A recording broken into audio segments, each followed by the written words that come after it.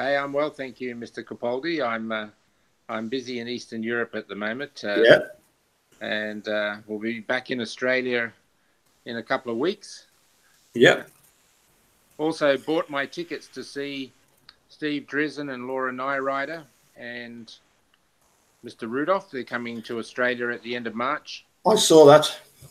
I did see that. Yep, Got the yep. tickets ready. So I've actually got tickets for Sydney, and also this is how sort of committed I am, and to Melbourne 2 days later. All right. Yeah. And I'm going to just make sure that they haven't been improperly persuaded by the time you saw them in Edinburgh. Yeah. So just set them straight on a few things. So Yeah. I didn't have a chance to really chat with Steve and Laura in Edinburgh, but I did have a lengthy chat with Jerry and Steve Drizzen. Sorry, and David Rudolph in Amsterdam, and that was good, and certainly had a good old chat with David Rudolph. So that was good fun. And anyway, I've got oh my goodness, is he there? There's an unknown person. Yes, I think we've got somebody else just joining. Now I don't know what I'm meant to do here. He's just put yo. I mean that's very informative, isn't it? Yo, you know, words of more than two letters are obviously beyond him. Anyway, well, I wonder what he's going to do. No, he's not. He's not come on yet. So I know what he'll be doing. He'll be busy putting the Brill cream in his hair. The Brill cream, my God. Yeah, for a long time. So I'm sure that's what it'll be. It'll be some sort of Brill cream that he's putting in his hair. A little dabble, do you? Right? Must be, yeah. Yeah. So he'll wonder what's going on. Yeah. Yeah, he was most annoyed at me earlier when I said, "Dude, this isn't going well. This isn't going right. You didn't follow my instructions." Well, maybe I didn't, but it wasn't deliberate. You know, it was. No, I realised I'd clicked on a couple of wrong buttons and hadn't. You see, the thing is, he's got his all set up, so he knows exactly. He's got all his settings already there. I had to try and. Oh, he's a pro, right? We're just amateurs, you and me. Oh, definitely, yes. Yep. You know, I feel extremely grateful that he talks to us, right? Deign to listen to us, yes. I know. You know, it's an honour. It's an honour and a privilege. Yeah. Now I did seriously. I did want to ask you a couple of questions. Yes. Because that's what we're here with. And I suppose the most obvious one I'm going to ask is this. I mean, apparently Brendan didn't just confess once, but he confessed several times. Indeed. So how is it that he's innocent? How could he possibly be innocent if he confessed several times? Well, I know it's a rhetorical type question. But, it is, yes. Yes, but you know, we all know the whole story with Brendan very well, but I still cannot get my head around the number of times he was interviewed and asked incriminating questions, and no lawyer or responsible person was present. Every time I watch that March 1 interview where they say to him, "Oh, Brendan, you remember the Miranda rights that we spoke to?" Brendan nods, yes. "Are you happy to talk to us?" Yes. You think Brendan why don't you ask Brendan the question, "Brendan, do you know what Miranda rights are and what the purpose of them are?" Yeah. No, that would be the answer. Yeah. Here's my thing, Paul, is that people like Mark Wiegert and Tom Fassbender, and Kaczynski and O'Kelly for that matter, should be saying, hang on a minute, we shouldn't be asking these questions. These questions shouldn't be asked of a young boy with limited intellectual ability here without a responsible person or lawyer present. But they were just happy to go ahead with those interviews, knowing full well that it suited their purpose and totally against the best interests of Brendan. Because if a responsible person was present, how would have the questions gone? Brendan, tell me, did you stab her or did you cut her? The lawyer would say, don't answer that question, Brendan. Brendan's narrative of what happened that day is told many times in many interviews, starting as early as November, and it's never changed. He tells the same story every time. You know why he tells that? It's because it's the truth. Yeah. And the truth is easy to remember. And it's the false telling of stories that's hard, and that's why his story changes all the time. Yeah. And he was telling the truth, and if he had a responsible person present, they would have simply said, Brendan, don't answer that question.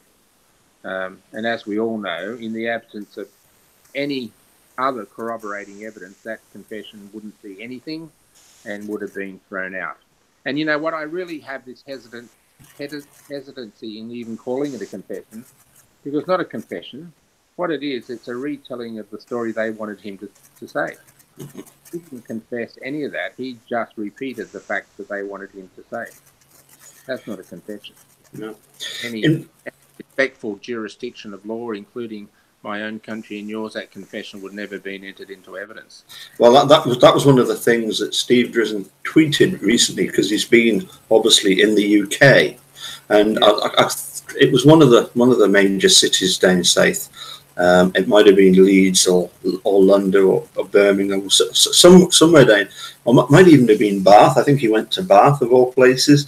And there was a member of the police, law enforcement, in the audience that said to him, if I'd have done an interview like Wiegert and Fassbender, I would have lost my job, because it was that poor, it was that contrived. What I've taken from what I've watched and what I've read about the confessions as well is the fact that it wasn't Brendan ever offering stuff, other than on occasions when he remembered he had to say certain things. But a lot of the time you get situations where, for example, Fassbender says to him, you must have seen something in the fire. You must have seen something in the fire. And eventually he sort of sheepishly says, toes. And then there's another couple of questions. And Fassbender then comes back and says, so let's run through what you've seen so far. You've seen feet, you've seen arms, you've seen a head, a forehead, and runs off a whole load of stuff. And Brendan never at any point, unfortunately, has the nous to say, hold on a sec, I didn't say that. He wasn't. There was no way he was ever going to start arguing with the pair of them. And that's really for me the whole point of, and I know we go on about it a lot, and some people don't see the point of the of our control question. They don't understand that it's all about the fact that the state, Fassbender, Judge Hamilton, these people that for some reason they think, they either think Brendan's guilty, in which case they are complete numpties, or they want to believe he's guilty, or it's simply a case of it's convenient for him to be guilty. But they present it as if Brendan was quite happy to agree with everything they say. Sorry, that he was quite happy to confess, as it were, to all this stuff. It was all voluntary. Well, the control question proves the complete opposite, and that's why it's so important. Yes, I mean, they all had a mission in mind. Brendan was just the fall guy along the way. He was expendable in their minds. All the rational and logical thought we give to this process means nothing when you realise that the intent of the investigation wasn't to find the truth. It was to try to find a reason to further convict Stephen. So, I mean, even Michael O'Kelly's interview with Brendan, which obviously didn't come out before trial. That interview wasn't publicly known until after Brendan was convicted. But you might recall that statement he pre-prepared. Mm-hmm. Are you sorry or not sorry for yes. what you did to Teresa? I mean, it's a loaded question. It's like saying, have you stopped beating your wife yet? Right? Yeah. Or no, right? It's just, I mean, how a professional person who's supposed to be representing Brendan, by the way, can one even have a question like that, let alone a question that in his client's, not to his client's interest, is just absolutely disgraceful. And so, I mean, we all know that, don't we? I mean, that doesn't mean anything when you've got ill intent. There was no one on Brendan's side, nobody on Brendan's side, both with Kaczynski and O'Kelly. Clearly, the state weren't interested in his innocence. But even Mark Fremgen, was it, his final lawyer? Fremgen, that's right, yeah. I still don't, who seemed a nice guy and seemed to be quite competent, and certainly his sidekick, whose name, forgive me, Ray Edelstein, wasn't it? Ray Edelstein. Good as well. But how did they allow that taped confession to be cut short, yeah, minutes before the end?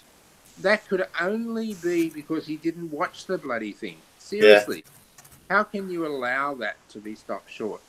I don't want to think that Mark was doing something improper. I can only presume he didn't listen to the whole thing. Yeah.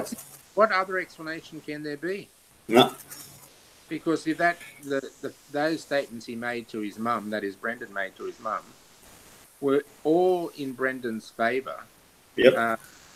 Acknowledging that, they got to his head, and he doesn't allow that to be played to the jury. Yep. Just mind-boggling. So, Yeah. And another question that's sort of on the back of my mind as well is, obviously we've now got the situation where Zellner knows about the bones. She wasn't the first one to know about the bones. There was some supporters that had got access to the last 2 pages of Queso that discovered that bones had been handed over. But I'm just wondering, Stephen Avery was found not guilty of mutilating a corpse. Yes. The person that was actually found guilty of mutilating the corpse is Brendan. So, in fact, it's a little bit more intricate than that, Paul. Yes. Assisting in the mutilation of a corpse, right? All right. Who was he assisting? If it was yes. Yes. Kucharski's alien. Probably. Yeah. Probably. I mean, that's just all fanciful stuff. Right? Yeah. Oh, look at this. Guess who we've got? Hey, fellas. How you doing?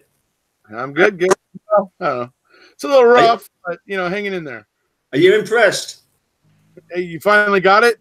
And remember, you once referred to me as a geriatric. Well, shoe fits.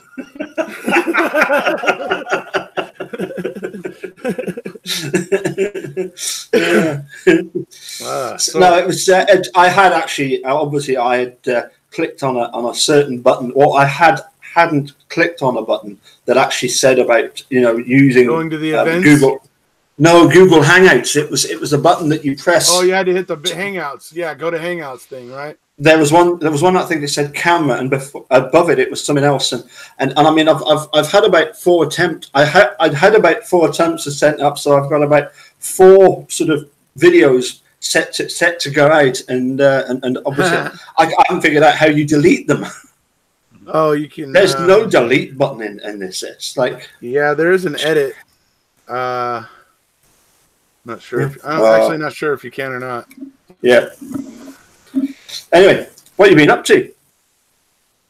Just made a video earlier today trying to show you how to do this. Well, you told me you would, didn't you? And then I was supposed to be doing something else. I was trying to get that done before you went live, and realized I wasn't done, and you were, I think, about 10 minutes in already, and I was like, okay, I better just give up on this for now and come back to it. So we are so lucky to have you on board. well, thank you. You're welcome. Anyway, Mark, let me introduce you to Erekose. Yeah. Hey, Mr. Dassey, how are you going? Who's Mark? Huh? What? How's it going, Mark? Hey, I'm very well, thank you. And yourself? You're going to see David Rudolph now, right? Over there Yeah. with Laura and Steve? Twice I'm going. I'm going in Sydney and in Melbourne. Oh, cool. Yeah. I wish I could go. Yeah. That should be fascinating. So I'm looking forward to it. Yeah. You're looking very good, Mark. You must be on a healthy diet. You've been on lots of spam. Spam. Yeah. Actually, healthy spam?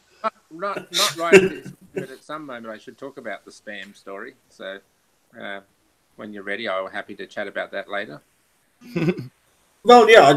Other than the fact that it's totally ridiculous that you should ever have anybody suggesting, "Oh, this is just spam" or whatever. You know, it's like, for goodness sake, you know. I suppose some people realize that yes, there are unscrupulous people out there that would take advantage of the situation.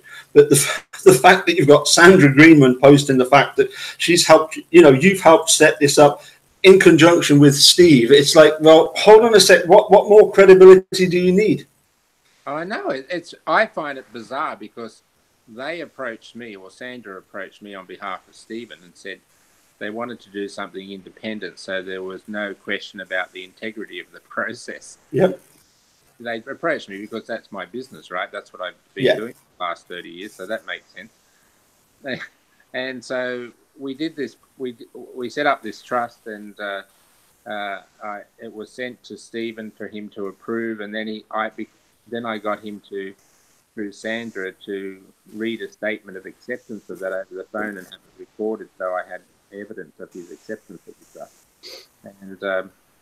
And away we went, and I sent the press release to Sandra first to make sure she was happy with what was going to be said, and away it went. Yep. Seriously. I mean, I just blew my mind about. I mean, you know, we tend to focus on the few, but forget about all the ones who are happily in support of the principle of doing it. But the number of people who just get so, I don't know, just so in control of, they think they're in control of everything. This is a request from Stephen and Sandra. I'm just the facilitator. Yeah. You know, it's not my money. It's not my request. I'm happy just to facilitate it for them. And they make it sound like this scoundrel from down under is out to steal their money. Oh, I know. I know. It's just bizarre. I just don't get. And if you don't like the process, that's fine. No, there's no compulsion to donate. There's no one telling you must do this. You don't like it, donate, but don't bag it. It's disrespectful to Stephen and Sandra to bag it because it's their wishes. You know. I know how you feel. I'm probably going to hand off the control question T-shirts to the family to sell on their own, just because of the way people get weird about money when they think there's money. They have no clue that I'm seriously in the hole on these shirts. Brendan has received every penny for even shirts that haven't been sold yet. So, I mean, the fact that there were people out there getting uppity about the control question T-shirt. So to nip that all in the bud, I'm just going to hand it over to the family and let them decide if they want to put it on their website, and then they can just deal with it that way, because that was just disheartening to see happen, you know. It's unfortunately. I know exactly what you mean. It does sometimes seem as if, you know, all you're trying to do is trying to do some good, and you know, we've known at times when you know, our best efforts have seemed to be falling on some deaf ears, or people that don't seem to appreciate. You know, it's a tricky one. I understand that, as I say, some people think that we might be unscrupulous and take advantage of the situation, but that's completely the opposite, isn't it? So, yeah, it is. It truly is. I mean, this is my professional life. Do you think? I think seriously. I mean, I just find it just remarkable that people can be so horrible with it. I mean, do your research and find out if I'm a scallywag or not. Seriously, don't just go and bag me on social media. I mean, it doesn't say anything about me, to be honest. It says everything about them. You know, Kind it's of, just an yeah. awful thing to treat people without doing your homework. Yeah, But yeah. No, anyway. it is unfortunate that you know, people do seem to you know, to take things and what am I trying to say, that they don't appreciate the efforts that you know, what you've tried to do here. Obviously we're talking about this setting up of the fund. Some people, you know, they just like the drama of it. There you go. I think you just put your finger on it, my friend. Yeah. You know, it's like, you know, dare I say it, you know, the reason why we're chilled is because we are just dudes that, you know, we don't get stressed out so much, you know.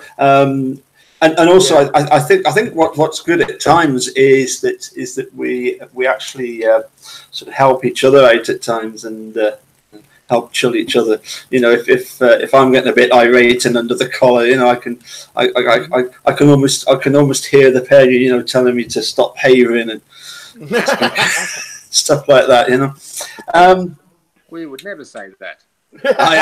No, not. But Eunice would. How many times have you used that? Push the button. Yes. No. What does Taheva mean? Exactly. Shall I find it? Well, I noticed that in the latest motions, when Kathleen Zellner refers to Stephen's previous post-conviction lawyer, she uses the word Avers. Avers, yeah. Avers. It only needs an H. I think it's actually pronounced Avers. Oh, well, listen, I'm not going to get involved in any discussion with you on pronunciation. After Sushirari? Exactly, yes. No, I did not. I remembered that word from my university studies. I had a few years of law in my financial degree. So I was very familiar with that word. Yeah. I didn't understand it. So. All right. So I got it queued up. Here we go. Oh, no. Eunice, what does Taheva mean? To talk a lot of nonsense. To talk a load of shit? Yeah. To talk a load of crap? Yeah, like you do. No, you mean not me? No. Erekose, like what Erekose says. No, you. No, not me.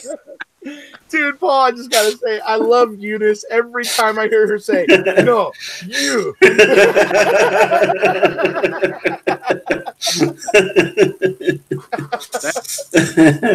That's the audio gift that keeps on Justin. Oh my God, giving and giving and giving.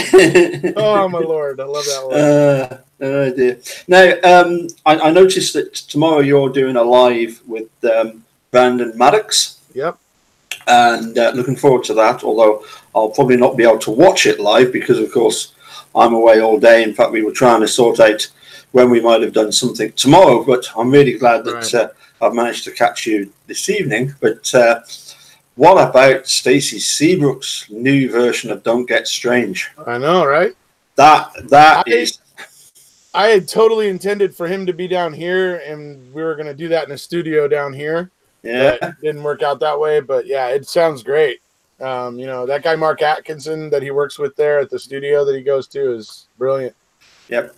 What a talent he is, seriously. Oh. Yeah, and I think also Stacey's had a wee bit of help from some spammer from Oz.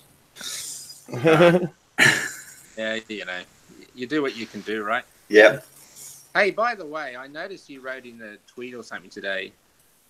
Stacey said that statement was attributed to Alan, but I thought it was Chuck saying that. It is Chuck. It is Chuck. Yeah. A lot of people think it's Alan. I did for a while. Yes. because what happens is you've got Dolores talking, and then she hands the phone. So obviously the assumption is, well, it's, you know, because it's outside the house as well. You know, the filming at that time is not inside the house; it's outside the house. So of course people are going to assume, well, that's Dolores hands over the phone to Alan, but no, it's very similar voices, aren't they? Really, you know, when you've not got the face in front of you, you know, obviously they sound, you know. Yeah, I think they sound quite similar, but no, it's a classic line. It's and the response, "Don't get strange." I ain't strange. Yeah, I ain't strange. You are strange. You know, I'm sick of this suffering. Can't stand the pain. Don't get strange. It's funny how you can sing perfectly in tune when you want to. Not according to some of the people commenting on my channel.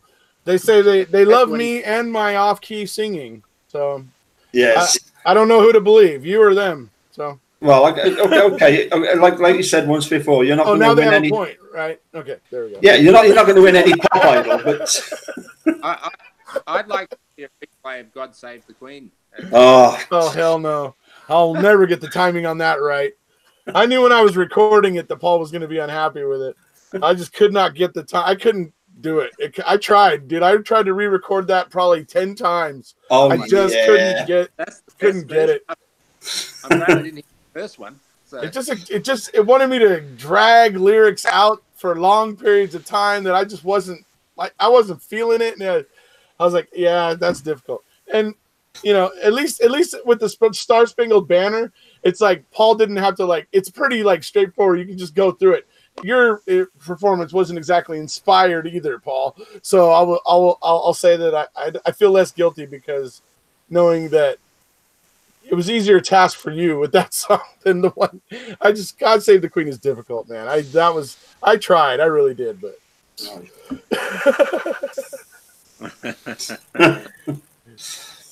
So yes, I prepared one or two questions, and they've completely gone out of my head. But I was talking with Mark. Just you. I don't know if you heard us. Were you able to listen to us at the start there? No, I was. As I said, I was actually trying to make a video. And I was trying to record something. So. Well, thank you for joining us. But it's the same rhetorical question to you, I suppose, as I put to Mark, and that is, Brendan confessed not once but several times. How is it that he's not guilty? Not once but several times. I can think of 2 times. That's not really a couple times. You mean he's confessed? I guess maybe 3 if you count O'Kelly, but. So you're asking me how I can explain that? You see, well, yeah, it's like you know, he didn't just confess the once. There was more than one occasion that he. So confessed. I'll do it this way. Let's look at November 6th. Yep. The very first interview with Brendan. He actually he didn't say anything incriminating. Didn't confess to a thing. Yep. He was pushed pretty darn hard by Officer O'Neill, Deputy, because he's a sheriff. Deputy O'Neill. He was pushed pretty hard by Deputy O'Neill, and he didn't confess. He didn't give up anything then. So let's start there, because I think that speaks to Brendan's innocence. Right. And he was in fact promised in that interview that if he did say things that were incriminating, that he needed to stop worrying about going to jail or anything, because that wasn't going to happen. Very distinct promise given. That's a problem. You're not supposed to do that. It's one surefire way to get through AEDPA. The only reason he wasn't able to use it is because they didn't rely on this confession, because obviously he didn't say much in it. So they didn't rely on it much at court. Okay.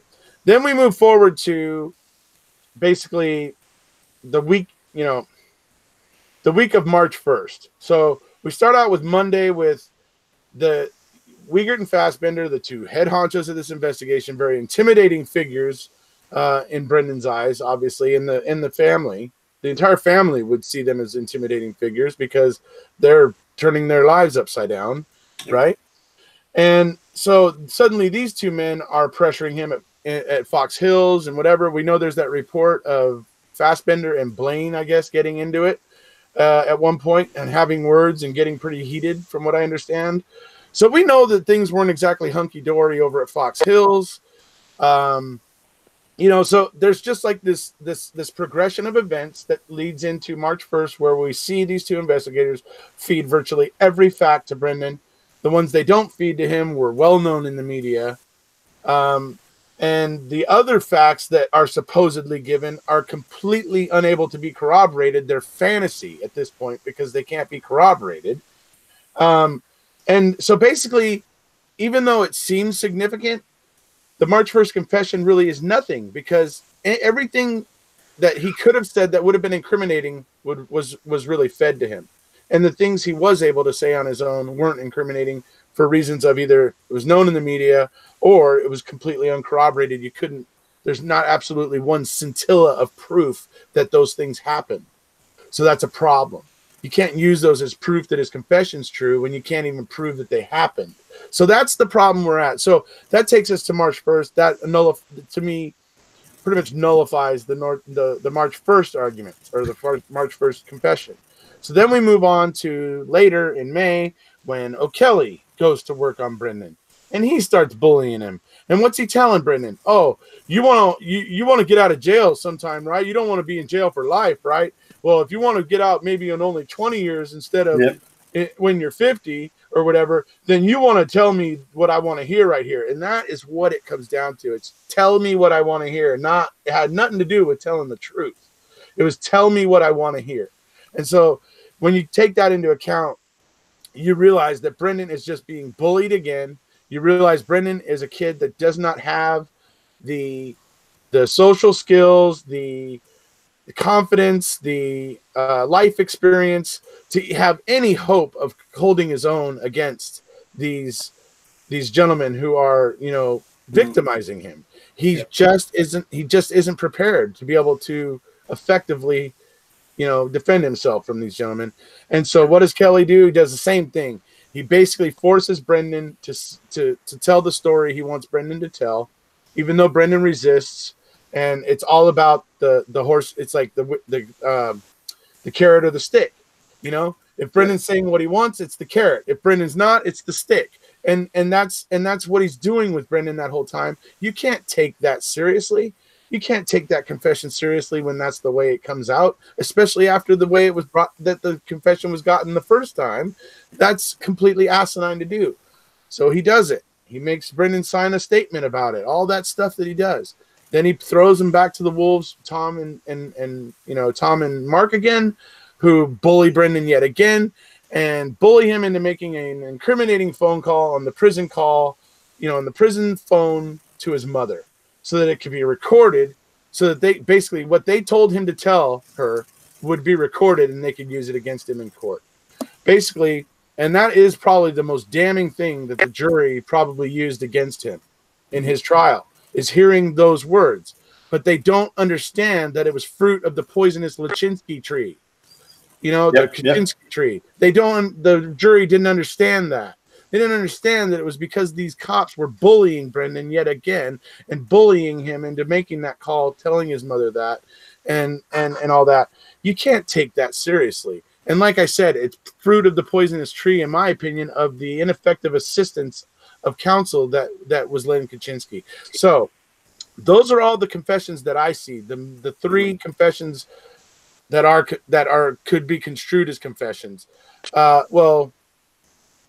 Let's say 4, counting November 6th, even though he didn't incriminate himself in that confession. He actually held his own. But those are the confessions as I see them, and that's how I would basically explain them. They're not. There's really no substance to these confessions. They're ridiculous on their face, and But for those who needed a little bit more elaboration, there it is. and the whole purpose of these getting Brendan to not to confess, but simply to agree with what they were saying, was totally to try and get Brendan to become a prosecution witness. Yeah. Essentially, yeah, that's what they were hoping, right? To use him against Stephen. Yep.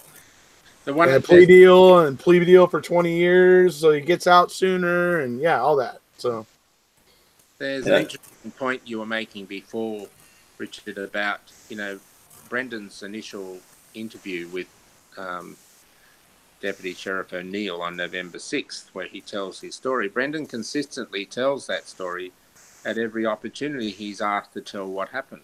In fact, even when he's with O'Kelly, and after O'Kelly's efforts with him, he asked Brendan to write it all down, and he writes down the story bit by bit, exactly as he's always told it. And then Kelly confronts him and says, I don't see anything about Teresa in this story, right? And the reason she's not there because she's not part of the story as far as Brendan's concerned, right? But he doesn't accept that. He writes all that down and doesn't accept it. This is just bullying, as you say. And every other time you hear Brendan talk about what happened that day, he tells the story consistently about coming home from school, getting off the bus, watching TV, playing video games, blah, blah, blah, the same thing we all know about. Stephen called for the bonfire and so on. Yep. But they don't hear that. And so these aren't confessions. These are simply bullying a young boy who's in the O'Kelly stage. Brendan's in custody at this point, right? I like the way Steve Moore, FBI agent, retired FBI agent Steve Moore said it. It was a good story. Yeah. He said they got a good story. Yeah. That was all they had. Yeah. Yep. At least they spelled his name right. Yeah, at least they spelled his name right. They did their research because they got that right? Oh, I love it. Steve Moore was awesome. Sorry, Mark. Go ahead. Yeah. And I guess the other point, I know we all know this, but I think it's worthy of repeating, is the whole O'Kelly interview was not known at all to the general public and, of course, to the jurors until after Brendan had been convicted.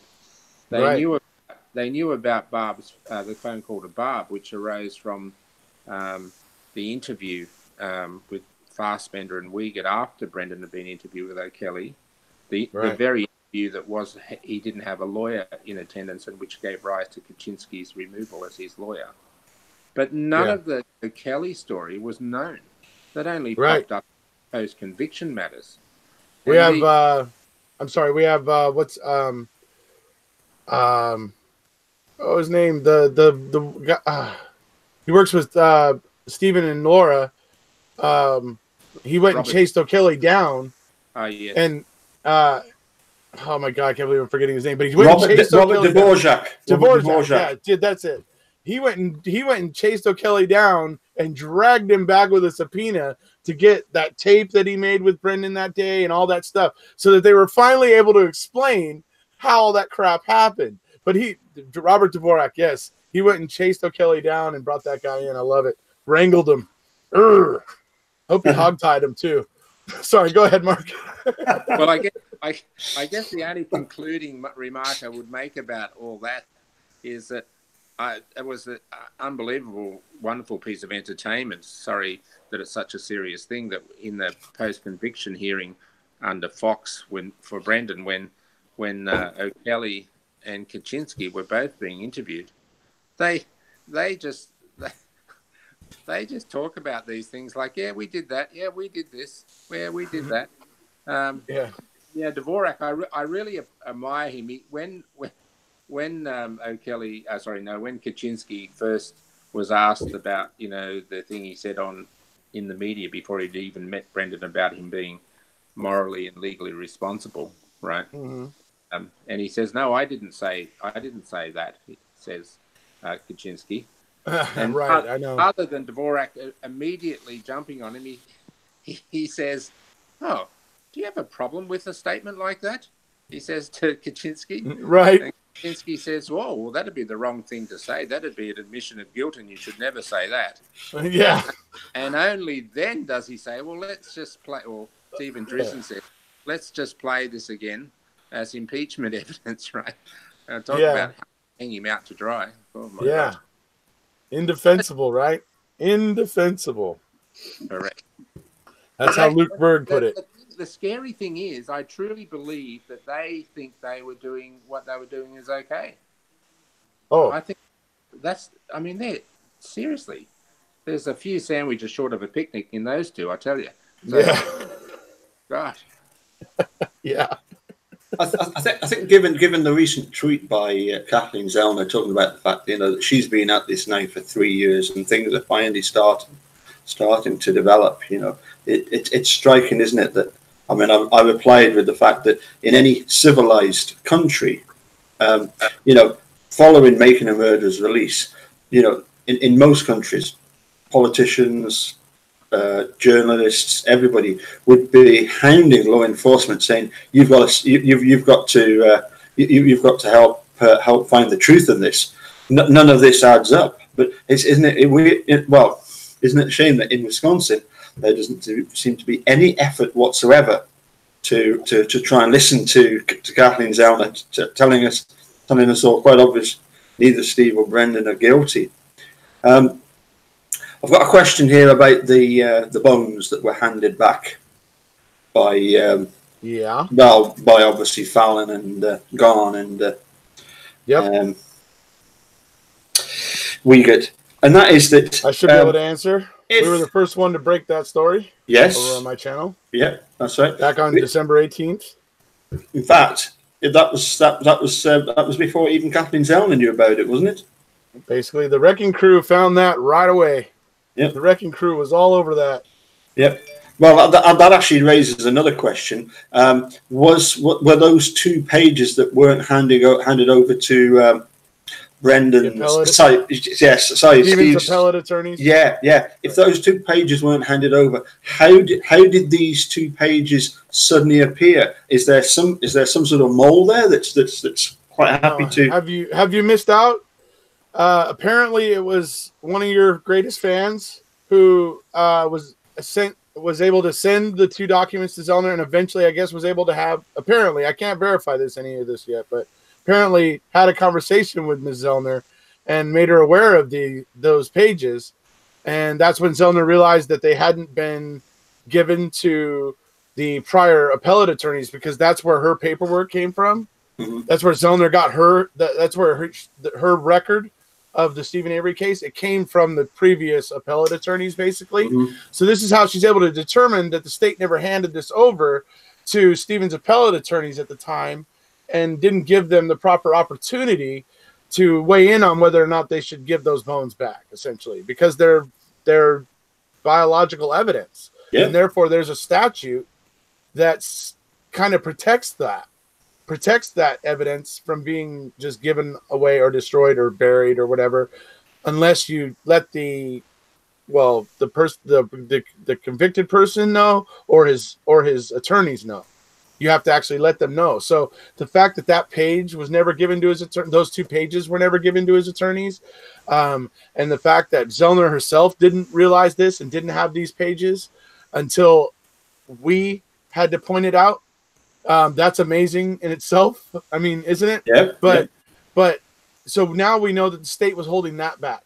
It's the CD all over again. It's the computer evidence all over again.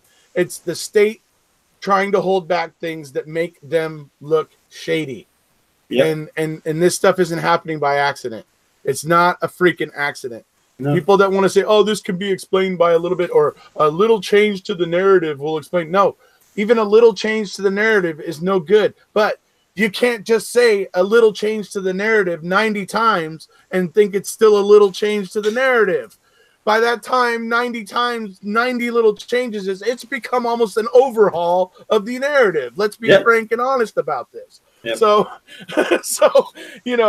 that's not a really good excuse, people out there on the guilter side. You can't keep talking about little changes to the narrative. Once you get to a certain point, you've accumulated enough for it to be a very large change, and that the state can't do. They are stuck to the facts as they presented them.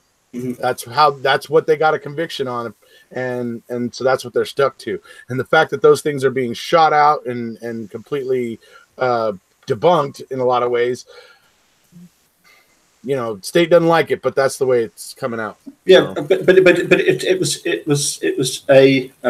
was Judge Fox, wasn't it? That said, Willis, that said that yes, all this evidence is going to be kept so that future testing can be done because it's so important.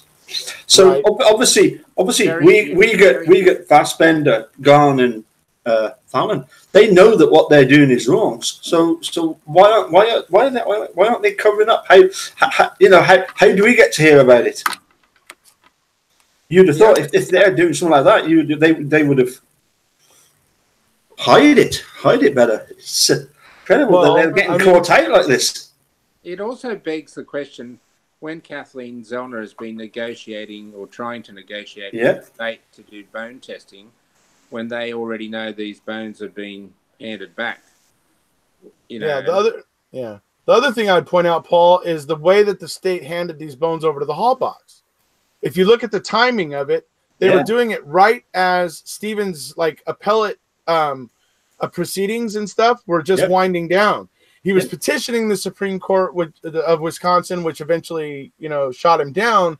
But that's where he was. So he was basically almost at the end. They were like getting jumpy at the light at the end of the tunnel there, and they wanted to just get that stuff back to the hall box or whatever and get rid of it. But they didn't. It's just they were jumping the gun a little bit. That to me is telling to me about the state, and so I guess that's to answer your timing or your timing question or whatever. That's what I think is interesting, that the way that they did it, the precise moment that they kind of jumped the gun. The other thing is Brendan's final appeals weren't done until 2013, which was 2 years later. So no matter what, they violated his rights to hold on to that biological evidence, right? So that's another interesting aspect. Yeah, but these bones that were handed over, they were only suspected possible human, sorry. According to Ken Kratz at trial, he wasn't going to spend more than 20 seconds on those bones because the defense had made such a big case about those bones. He was like, I'm not even going to spend 20 seconds on those bones because the best we can say about them is they're possible human. And that's what Ken Kratz says in his closing arguments. So, yes, the fact that these bones, which were claimed by the state to only be possible human and therefore irrelevant at trial, were now given back to the hall box. It's, to me, essentially the state admitting that Teresa was scattered across the quarry. It's the state, by handing them back, that's, to me, a tantamount to an admission that those bones are Teresa's. What do you think, Mark?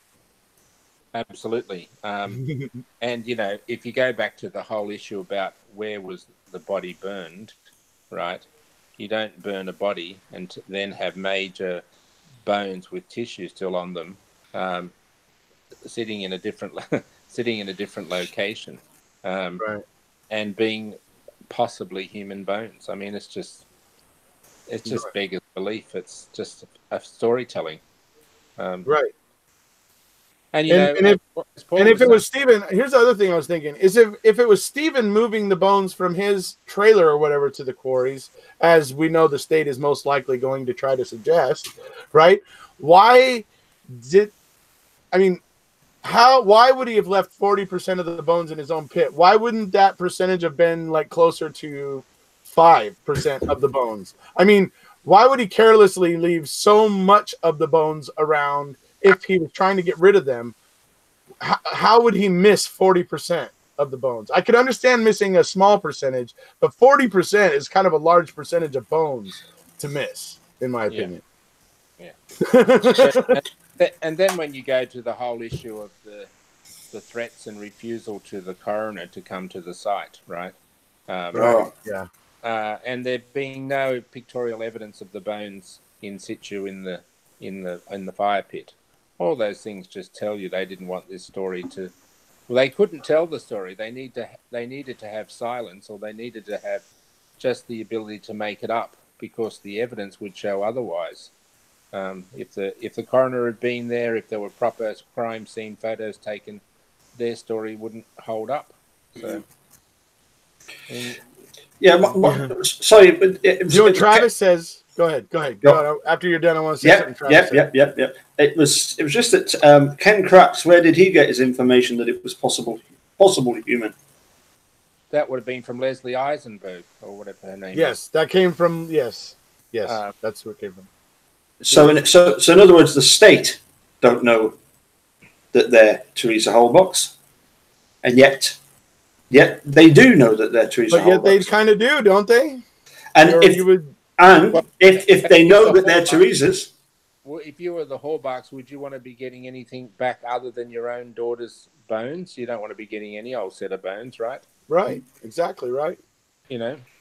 well, if they know that they're Teresa's, then they must know who the killer is. Well, they're going to make the argument that Stephen was the killer and that he was trying to move bones from his property to the quarry. That's what the state's going to try to argue, right? You realize that, right? Anyway, you're doing a good job of keeping in check with the chat. So what was it with Okay, Travis? so what was Travis said this real quick here. Okay, Yeah. real quick ones. Oh yes. A couple 2-3 things here. No, I'm just kidding. It's getting took better. place. Sorry. The Wisconsin accent, the Manitowoc accent's getting better. Keep working at it. Yeah. What took place with Lynn Kaczynski and O'Kelly is unprecedented. This is Travis Williamson, everybody, by the way, is unprecedented in the annals of American jurisprudence, to my knowledge. So, as a lawyer, Travis says that he can't really think of a situation like the one with O'Kelly and Kaczynski in his own personal experience. So that tells you something. Yeah. I've got one final question. I'm not going to keep you very long because Mark, I know, is definitely burning in midnight oil, and you need to get on and do your video because I'm looking forward to seeing that. And thank you. And well, before I forget, thanks very much for doing that video for me earlier today because that was really helpful. And eventually I did manage to figure it out, which I was really pleased about. Because for a geriatric, that's pretty good going, isn't it? Hey, it could be that other members of the wrecking crew may get the notion to do a YouTube channel and maybe do a couple videos, and they may want to do the same thing and invite me on. So it's there. It's there for you. It's there for everybody. So wasn't that what we were trying to do? What was it? 2 years ago? No, not 2 years. Last year on Christmas. Yeah. Last year on Christmas. Yeah. Well, holiday season. We'll call it Thanksgiving to Christmas. Yeah. So this. I know you guys don't have Thanksgiving, but. We give thanks regularly. Oh, I see. Okay. Yes, but no, it was to do with the fact that it would certainly appear as though due to this bones issue that it's going to be very, very difficult for the state to squirm out of this, and there could well be the evidentiary hearing that we've been waiting for so long, and it feels like, well, that here we are, we've finally reached the moment that things are going to change. And you remember I sent you that video of the clip from Moneyball. Right. Yeah. And for me, that's Mark. Are you familiar with the film Moneyball? Yeah, I am. There's the scene where the guy hits the home run, doesn't even realize that he's done it. Yes. And for me, the bullet, when Kathleen Zellner discovered wood in the bullet, that for me blew the case right open back then. For me, that's always it's just a fact that fact has not had the chance to be put into court and people adjudicate on it. Yes. I think she already won the case back then. Right. Yeah. I it's potentially. I managed to get through my fifth lot of watching MAM2 the other day. I watched the MAM1. I think it was I got up to 13 times, right? Yeah. And I never cease to be amazed at the information you gather from multiple watching. There's stuff there you don't realize is there.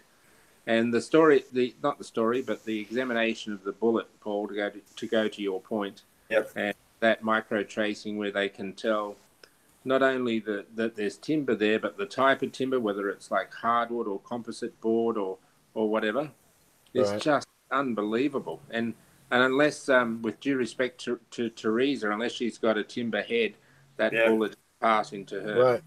I mean that respectfully, by the way. I understand exactly what you mean. Her head would not be made of wood, so it's odd that there would be wood. Right. Makes perfect sense. Let alone all the other issues we know about, the shiny bullet and no dust on it and so on, right? All those things. So, Yes. I think that should it not also be slightly rusty if it's been there over the winter? I don't know that lead would rust, would it? Is there not something in the bullet as well that would cause that, like some sort of discoloration of some sort? No, maybe not. I don't think so. No. I mean, the question is, where did the bullet come from? Did they dig it out of a wall in the garage, or did they fire it themselves, or what did they do? I don't know. But I'm not. I suppose it's likely that they found it in the garage anyway and just decided that was the one they were going to use. So I think that's probably more likely the case. Yes, I think they've just picked it out of the wall, like the expert suggested. Yeah, exactly. And the other testing, the brain fingerprint testing and the testing on the blood spatter experts and all those things. Oh my God. And then the story, which I hadn't heard until MAM2, about the groin swabs that were taken. Yeah. Right. Oh, yeah, I heard about those. Yeah. I didn't realize about those until I watched MAM2 and Kathleen Zellner's assertion that they were just swapped for and relabeled as swabs from the hood latch, right? Yep. For all the reasons we know about the volume of DNA on them, that's more than they couldn't replicate it even by a tenth. So yeah, there's some fascinating parts to this story. We think we know them all. I bet there's many more to come. So. Well, yes, yeah. I mean, if she gets an evidentiary hearing, this is only on the issue of the bones, but it's a start of the process, I suppose, is it? Yes, it's interesting. I think she's gone back to the state court, or not the trial court, I guess you would call it. Yeah. On this matter to keep building the mountain. So it will be interesting to see whether, as you say, Paul, whether they try to knock this back. Gee whiz. Anything's possible in Wisconsin, I guess, but what are they going to say? What are they going to say as to why, in response to this, why did they hand back the bones? Just play the state for a moment. Richard, tell me, what are you going to say if you're Tom Fallon as to why the bones were handed back contrary to the statutes? What are you going to say? I'm gonna base this statement on what I've seen them do in the past. I'm gonna basically say he's gonna say, I find these allegations shocking and disrespectful to the Halbach family. We thought we kind of surmised that these bones might be Teresa's, and so we wanted to get them back into the hands of her family, who are the victims in this case, and our thoughts are about them, and wrap up myself in the Halbachs and make myself immune to anything that is uncomfortable to me, and that'll be the statement you get. Yeah, which was just an admission that these bones were Teresa's, not possibly human. Yep. Right.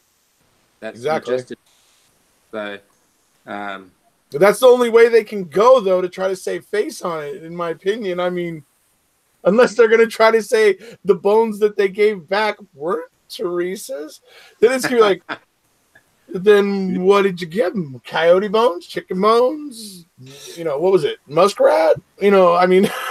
Yeah. I mean, it's like it brings on a whole new question. So, I mean, really, their best avenue is to be like, to say what I think they're going to say. So, yeah. But the other thing that obviously is really strange is the fact that, these bones were being discussed. Zellner was discussing these bones with Fallon about getting them tested, and he was just leading her on a merry dance because he had no intentions of giving her the bones because he didn't have them to give anymore. Correct. I think maybe he expected that the evidentiary hearing was going to get granted. I think maybe he expected that motion was going to get some play, and I think that's why he was dealing with her. I think when he realized that it was getting shut down, I think it was like full retreat. like he was like, oh boy, no, okay, never mind, full retreat, everybody. That's kind of what I see happening there. I think he was honestly dealing with her at that point. From what I hear, supposedly, and it's weird, I don't know, it's going to be interesting to hear this argued out in a courtroom, because from what I'm hearing, the hip bone is still in their possession. Right. But it's referred to as one of the bones going back in the hall to the hall box in the report. So it's interesting. It's going to be interesting to see what happens there. That's why I'm so sick of all this stuff. I want to have the state and Zellner in a damn courtroom and argue this crap out. Let the state say why they think it's bogus. Let Zellner defend it, and let's see where it all stands. You know, whatever of the evidence that she's brought to the table that's still left standing, we'll move forward with that and get rid of the chaff. Yeah. Right? I don't know. It's just, I want to hear this stuff argued about, because, you know, it doesn't look ridiculous to me. So the state needs to explain to me why it's ridiculous. They need to help me understand why it's ridiculous if they expect that to fly. And, you know, and the justice system includes review. You know, it's not a huge favor to have uncertain evidence reviewed. That's what the system is. It's meant to review. And they're thwarting the system, let alone the interests of the Hallbachs and the Averys and the Dasseys. They're thwarting the system by not letting natural processes of review unfold. And as we've all said many times, if Stephen and Brendan are so guilty, what's that risk for them, right? Because if they're so guilty, the evidence will show they're guilty. Why? Right. What's the problem, right? Yep. Well, we know the answer, but it's time. That's what I'm saying. It's time. It's well overdue, but it's time. Yeah. Yeah, it's time. It's time for your bed. It's time for my bed, and it's time for Erekose to get on and do his next video. Are you going to be up tomorrow at 10 o'clock Pacific Standard Time, Mark? Are you going to be able to make the live I'm doing with Brandon Maddox tomorrow? 10 tomorrow is 10 a.m. for you, you mean? 10 a.m. for me. Yeah, that's 8 p.m. for me. I think yes would be fine. Oh, Pacific. I'd like you to tune in. Him and I are going to be talking about something. Something we're kind of planning for 2020. What time are you? What time is it where you are now, Rich? Right now it is 4:11. Okay, so I'm 10 hours in front of you. So yes, 8 p.m. Yep. So that would be about 6 for you. So that should be fine. No, Mark just said 8. 8 p.m. I thought you were good at maths. No, I'm 10 hours ahead of Richard, so it's 8 p.m. I might be geriatric, but I can still count. Whatever. 8 to 8 would be 12 hours.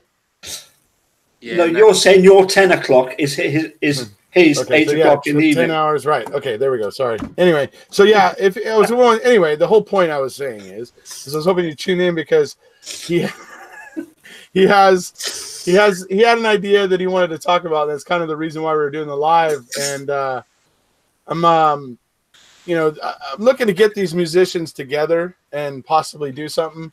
So just wanted you to tune in and see what we're talking about and get your thoughts about it afterwards. So no problem. Alrighty. So you're done, Paul? It's past your bedtime. Well, I tell you, I'm an old man. You know, I've worked hard today trying to figure this one out. You know, you and Captain Crunch. I've lost a few brain cells over this. I tell you. Hey, dude, the Wrecking Crew is going to be creating a Captain Crunch room in Discord pretty soon, because they just want a place to go joke around about me and Paul talking about Captain Crunch. So just letting you know, that's coming. They're talking about it. I'm glad to hear that. Yeah, it needs it. It needs some serious quality discussion in there. Yeah, quality. Yeah, the haverings of the Mad Scotsman. Right. Anyway, thank you very much, Mark, for joining, and Erekose, thank you for your help in not only joining us, but also to help set this up. Because it's my pleasure. I couldn't have done it without your help. What does Tahava mean? Do you know? I can switch you off, can't I? I can switch you off here, can't I? Hurry up! It's not me. No. Erekose, like what Erekose says. No. No. Oh, I wish I had a video of it when Eunice goes, "No, you."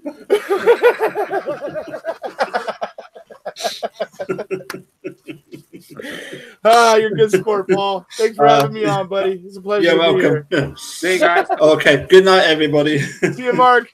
Yeah. It's a pleasure speaking with you as well, buddy. Cheers. Take care. Goodbye today.